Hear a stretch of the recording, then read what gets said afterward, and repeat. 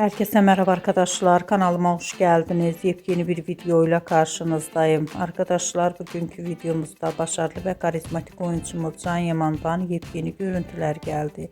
Can Yaman'ın basın toplantısından olan muhteşem görüntülerini sizler için YouTube kanalımda video halinde sunuyorum. Umarım beğenirsiniz. Arkadaşlar videomu beğendiyseniz kanalımı izlemeyi ve bildirimleri açık tutmayı unutmayın. Hoşça kalın.